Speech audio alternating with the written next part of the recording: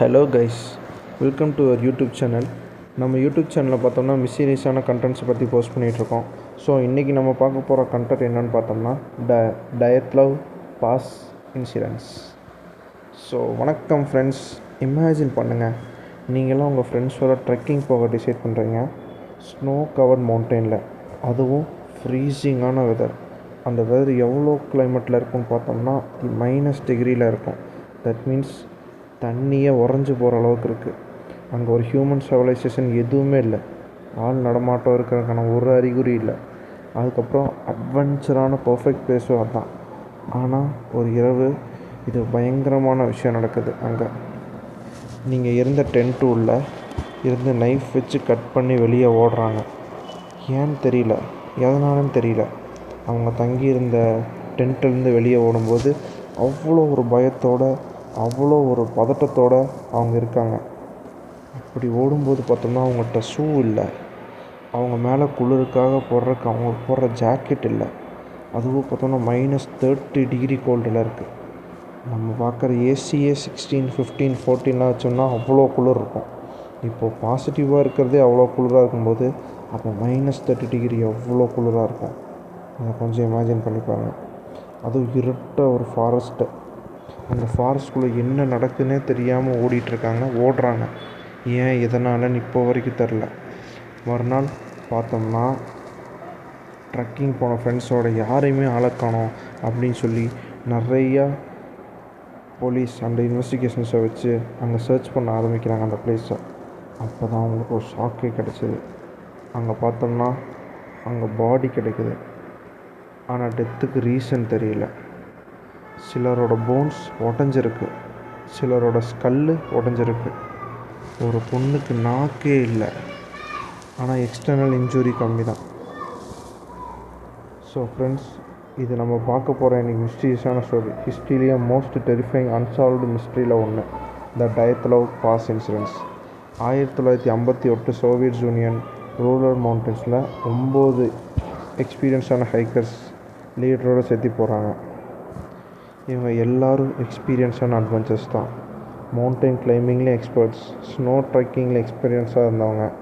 கோல் அவங்களுக்கு சிம்பிள் தான், ஒரு டிஃபிகல்ட் மவுண்டெயினை கம்ப்ளீட் பண்ணணுன்னு எல்லாருக்கும் ஒரு கோலாக இருந்துச்சு. அவங்க ஆரம்பித்த ஜேர்னி பார்த்தோன்னா ஜனவரி 1959. இனிஷியலாக அவங்க போன ட்ரெக்கிங் பார்த்துட்டு எல்லாமே நார்மலாக தான் இருந்துச்சு. அந்த குரூப்பும் நம்ம ஒரு சாதனையை பண்ண போகிறோன்னு ஒரு ஹாப்பியில் இருந்தாங்க.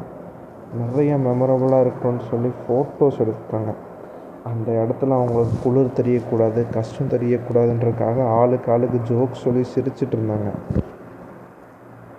அப்புறம் போக போக அந்த மவுண்டெயின் எவ்வளோ தூரம் அவங்க மேலே போகிறாங்களோ அந்தளவுக்கு டிகிரி அப்படியே -டிகிரியில் ஆகி ரொம்ப சிவியராக ஆக ஆரம்பிச்சது.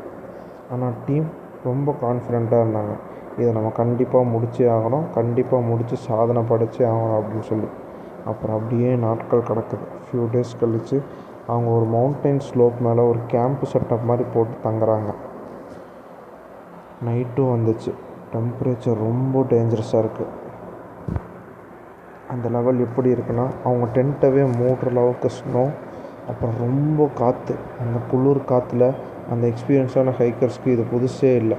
ஏன்னா அவங்க ரொம்ப கரெக்டாக பழைய மாதிரி எல்லார் மாதிரி இல்லாமல் அவங்க தனியாக இதுக்குன்னு தனியாக எக்ஸ்பீரியன்ஸாக இருந்தனால அவங்களுக்கு டென்ட்டு செட்டப் பண்ணுறது எல்லாமே அவங்களுக்கு அது ஒரு சேலஞ்சிங்காகவே இல்லாமல் இருந்துச்சு. ஸோ அப்படியே டின்னரும் முடிஞ்சு ரெஸ்ட்டு பண்ண ஆரம்பித்தாங்க. ஆனால் அந்த ஒரு இரவு தான் இந்த ஹிஸ்ட்ரியிலேயே பேசக்கூடிய இரவாக இருக்குது. அடுத்த நாள் யாருமே ரிட்டர்ன் ஆகலை. டேவும் அப்படியே பாஸ் ஆச்சு. ஃபேமிலி மெம்பர்ஸ்க்கு எங்கடா போனவங்க யாருமே ஆளை காணுமே அப்படின்னு சொல்லி ஒரு பயம் ஆரம்பிச்சது. சர்ச் டீம் அனுப்புனாங்க. சர்ச் ஆப்ரேஷனும் அப்போ தான் ஸ்டார்ட் ஆச்சு. ஃபியூ டேஸ் ரிசர்ச்சுக்கு அப்புறம் ஒரு ஷாக்கிங் டிஸ்கவரி என்னென்னா, அந்த டென்ட் அவங்க போட்ட இடத்துக்கு எக்ஸாக்டாக பக்கத்தில் இருக்கிற மாதிரி அந்த போலீஸ் அவங்கள கண்டுபிடிக்கிறாங்க அந்த டென்ட்டை.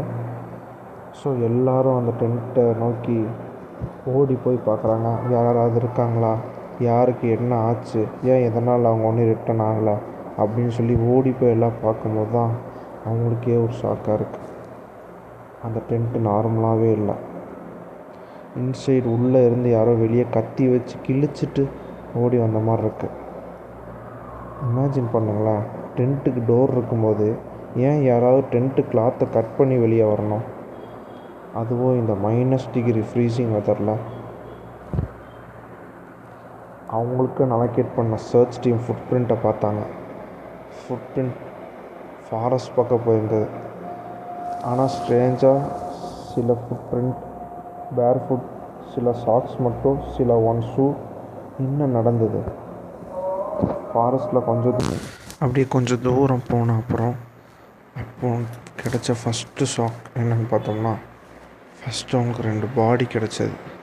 அதுவும் ஒரு மரத்துக்கு கீழே ஷூ இல்லாமல், நார்மலாக யூஸ் பண்ணுற வின்டர் கிளாத்தும் இல்லாமல், கோல்டுனால டெத்து.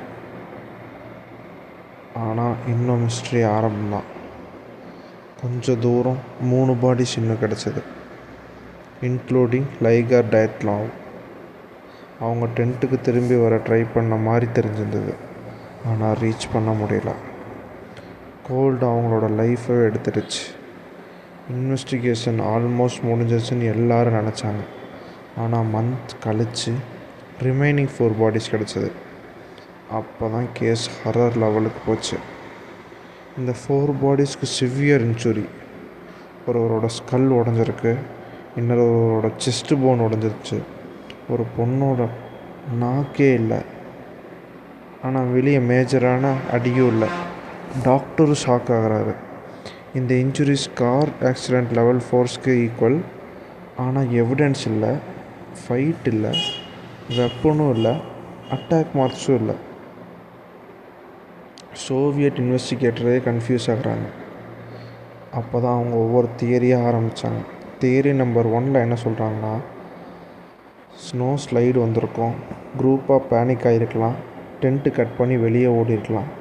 இது அஃபிஷியலான எக்ஸ்ப்ளனேஷனாக இருந்தாலும், ஆனால் கிரிட்டிசைஸ் பண்ண என்ன சொல்கிறாங்கன்னா, அவங்களே எவிடன்ஸாக ஸ்ட்ராங்காக இல்லை, டென்ட்டு ஃபுல்லாக டெஸ்ட்ராய் ஆகலை. ஆனால் டிபேட் கண்டினியூ ஆச்சு. அந்த மாதிரி இருக்கும்போது மேலே கொஸ்டின் எழுப்புனாங்க மக்கள். ஸோ இந்த ஒரு தியரி ஃபஸ்ட்டு ஃபெயில் ஆச்சு. 2வது, மிலிட்ரி சீக்ரெட் டெஸ்டிங். அந்த ஏரியாவில் சோவியட் மிலிட்ரி சீக்ரெட் எக்ஸ்பெரிமெண்ட் பண்ணியிருக்கலாம்.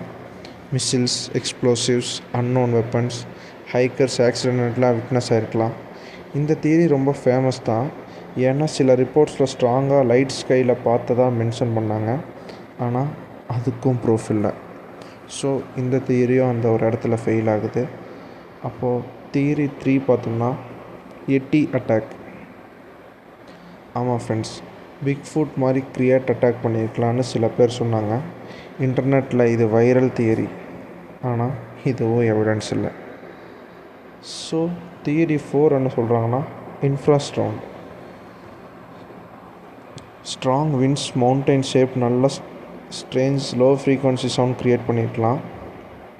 அது சைக்காலஜிக்கலாக பேனிக் க்ரியேட் பண்ணியிருக்கலாம். ஃபியர், நல்லா ஹைக்கர்ஸ் டென்ட்டு விட்டு ஓடி இருக்கலாம். சயின்டிஸ்ட் டிஸ்கஸ் பண்ணுற இன்ட்ரெஸ்டிங்கான தியரி இது. இது ஏற்றுக்கக்கூடியதாக இருந்தாலும் இது மக்கள் இன்னும் இதுக்கான ஆராய்ச்சிகளாக பண்ணிட்டு தான் இருக்காங்க. அடுத்து தியரி 5 என்ன சொன்னாங்கன்னா, அன்னோன் ஹியூமன் அட்டாக்ஸ். அப்படின்னா லைக் கிரிமினல்ஸ், ஹாஸ்டல் குரூப்ஸ் யாராவது அட்டாக் பண்ணியிருக்கலாம். ஆனால் இதில் அவங்க கேட்குறது என்னென்னா, அட்டாக் பண்ணியிருந்தாலும் அவங்களோட ஃபுட் பிரிண்ட்ஸ் இருந்திருக்கலாமே, அவங்க எவிடன்ஸ்க்கு ஏதாவது விட்டுட்டு போயிருக்கலாமே, இல்லை அவங்க யூஸ் பண்ண ஏதாவது க்ளவுஸஸ், ஏதாவது நைவ்ஸ் ஏதாவது இருந்திருக்கலாமே அப்படின்னு இருந்துச்சு. அப்படியே இந்த தியரியில் இருந்து அப்படியே இந்த இயர் பாஸ் ஆகுது. கேஸ் ஃபைல்ஸ் அப்படி சீக்ரெட்டாக வச்சாங்க. ஏன்னா சோவியட் கவர்மெண்ட் டீட்டெயில்ஸ் ரிலீஸ் பண்ண மாட்டாங்க. அதனால் மிஸ்ட்ரி இன்னும் பெருசாச்சு. 2019 ரஷ்யா அத்தாரிட்டி மறுபடியும் இன்வெஸ்டிகேட் பண்ணாங்க. அஃபீஷியலாக கன்க்ளூஷன் பண்ணாங்க, அவங்களே ரிலேட்டட் ஈவெண்ட். ஆனால் இன்னும் நிறையா பேர் சாட்டிஸ்ஃபை ஆகலை, ஏன்னா எல்லா கொஸ்டின்ஸ்க்கும் ஆன்சர் கிடைக்கல. ஸோ கைஸ், யோசிச்சு பாருங்கள், நைட்டு அதுவும் -30 டெம்பரேச்சர், மவுண்டைன் மிடில், சடனாக நீங்கள் டென்ட்டு உள்ளே இருந்து கட் பண்ணி வெளியே ஓடுறீங்க. அதுக்கு எவ்வளோ பயம் இருக்கணும். என்ன பார்த்துருப்பீங்க, என்ன கேட்டிருப்பீங்க, என்ன நடந்திருக்கும். அதுதான் டயட் லவ் பாஸ் மிஸ்ட்ரி. 60 வருஷம் மேலே ஆயிடுச்சோம். ஆனால் இன்றைக்கும் மக்கள் டிஸ்கஸ் பண்ணுறாங்க. 9 எக்ஸ்பீரியன்ஸ் ஹைக்கர்ஸ் அந்த இரவு உண்மையிலே என்ன ஆச்சு? அவலன்ஸா, மிலிட்ரி சீக்ரெட்டா, இல்லை சைக்காலஜிக்கல் பேனிக்கா, இல்லை நமக்கு தெரியாத வேறு ஏதாவது நடந்துச்சா? டெஃபினைட் ஆன்சர் இல்லை. அதனால தான் Dyatlov pass incident world ஹிஸ்ட்ரியோட மோஸ்ட் சில்லிங் அன்சால்வ்டு மிஸ்ட்ரீஸில் ஒன்றா இருக்குது. நீங்கள் என்ன தியரி நம்புறீங்க ஃப்ரெண்ட்ஸ்? கமெண்ட்டில் சொல்லுங்கள். இந்த மாதிரி ரியல் லைஃப் மிஸ்ட்ரி பார்க்கணுன்னா சேனலை சப்ஸ்கிரைப் பண்ணுங்கள். அடுத்த மிஸ்ட்ரியோட மறுபடியும் சந்திக்கிறேன். Until then, stay curious, stay mysterious. பாய்.